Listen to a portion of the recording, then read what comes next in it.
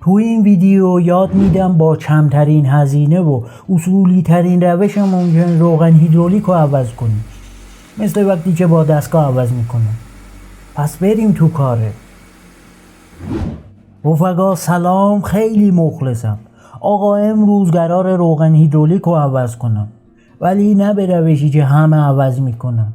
خب خیلی ها ساکشن میکنن که اینجوری تا تخلیه کامل و ریختن روغن تازه پمپ بدون روغن کار میکنه و درست نیست. راهش اینه که با دستگاه عوض کنیم که از یه طرف روغن تازه وارد مدار بشه و از یه طرف روغن کثیف خارج، مثل تعویض روغن گیربکس های اتوماتیک. ولی خب تو خونه که دستگاه نداریم چی کار کنیم؟ که اینو ابی بهتون میگه. وسایل لازم: 2 تا بطری خالی که یکیش باید تمیز باشه، کاملا خشک، بدون حتی یه قطره آب، چون روغن تازه رو میریزیم توش. اون یکی فرقی نداره، روغن کثیف خالی میشه بهش. 2 تا هم شیلنج تمیز میخوام، اگه شفاف باشه خیلی بهتره. میتونید مسیر حرکت روغن رو ببینید، اگه اشتباه وصل کردی زود متوجه میشی. این از این.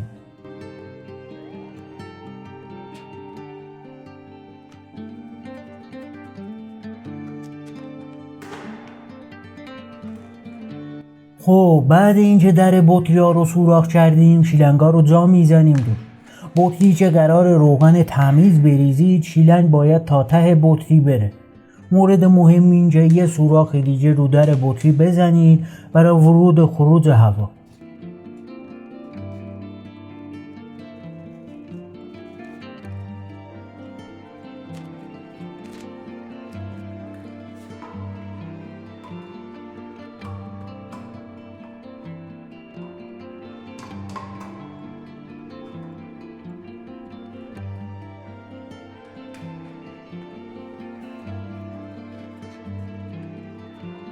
روغنی هم که من گرفتم بهران 3 خطه که برای هیدرولیک فرمان عالیه.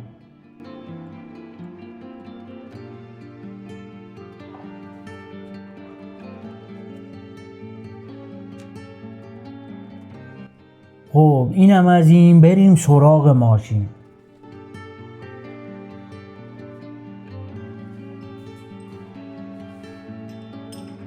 فیلتر هواکش هم در میارم جا برای بطری‌ها باشه، بتونم راحت‌تر ویدیو رو بگیرم.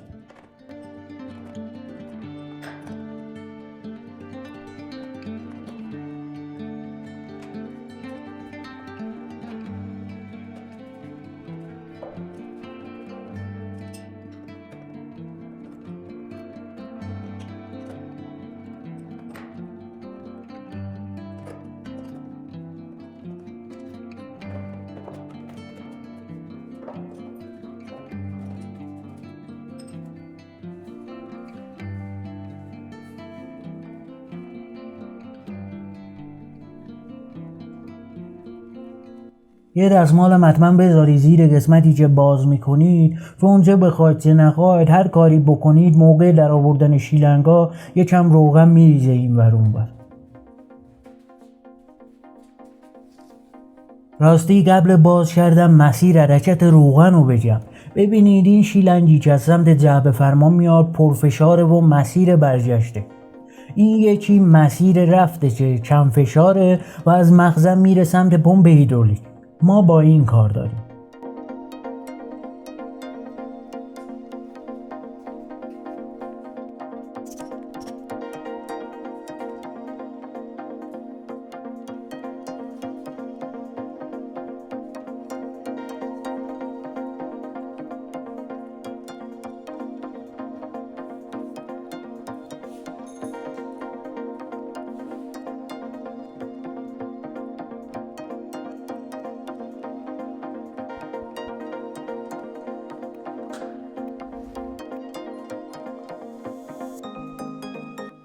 موقع در آوردن شیلنگام خوب دقت کنید، زور زیادی نزنید که خرابی به بار نیاد و داستان نشه.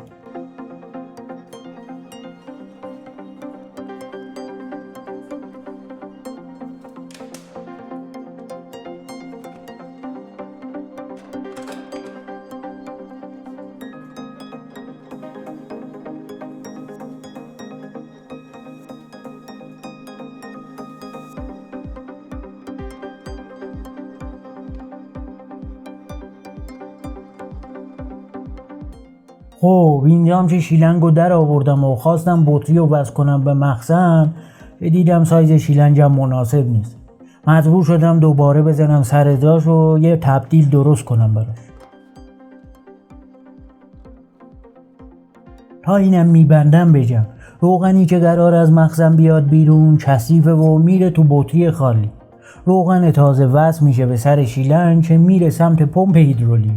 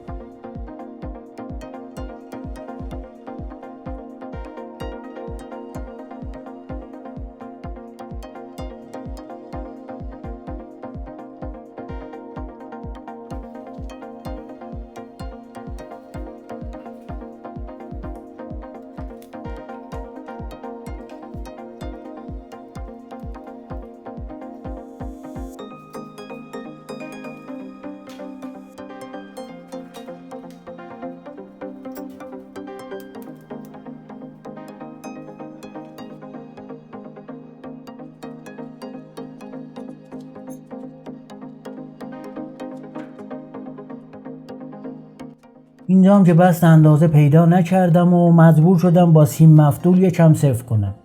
خب فشار زیادی تو این مسیر نیست و اوکیه، ولی شیلنج خروجی رو خوب صفر کردم.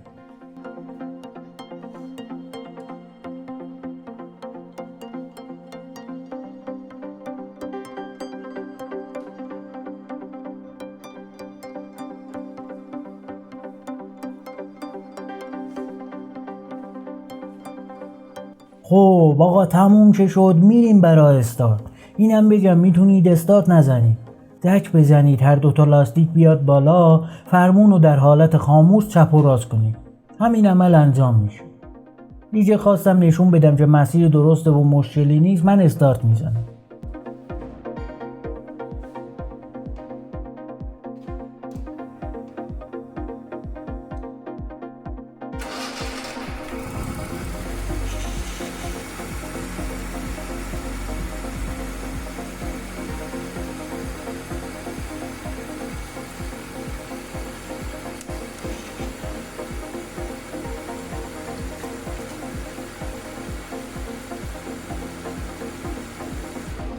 اینم از این. فقط چون در مخزن رو خوب نبسته بودم و دست تنها بودم، اومدم ببینم کار درست انجام میشه، تا برم خاموش کنم یکم از مخزن زد بیرون. عیبی هم نداره، تمیز کردم رفت پی کارش. ولی خب دیدین که راحت همه روغن تمیز رفت تو مدار و روغن کثیف خالی شد بیرون.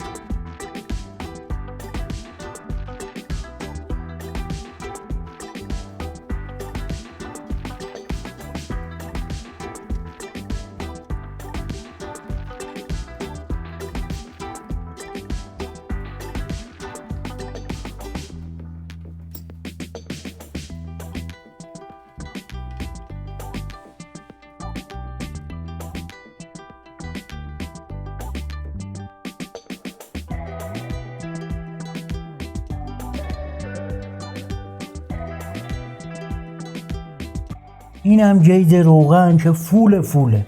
بعد ازا زدن شیلنگا در مخزن رو باز میذارم و استارت میزنم و فرمون رو چپ و راست میکنم برای هواگیری اولیه. که اگه شما زش زده باشین استارت هم نمیخواد.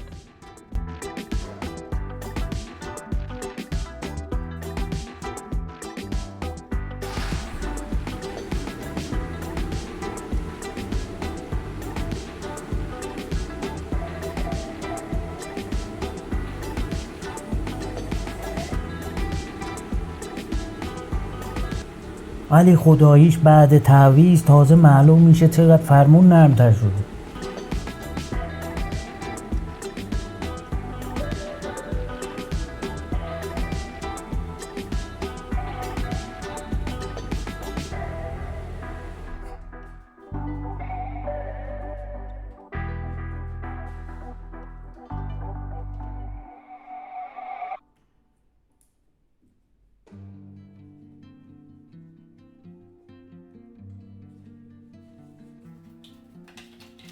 هواچشم که میزنم سر جاش و دیالیز تخصصی ابی تموم میشه.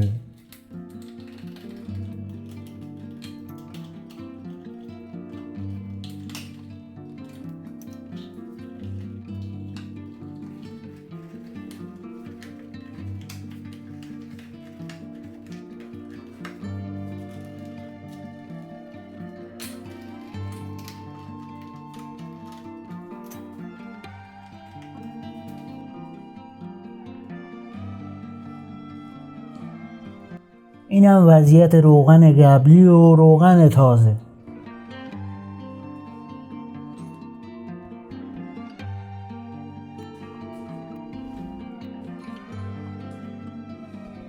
مرسی که ویدیو رو تماشا کردین. دم همه تون گرم.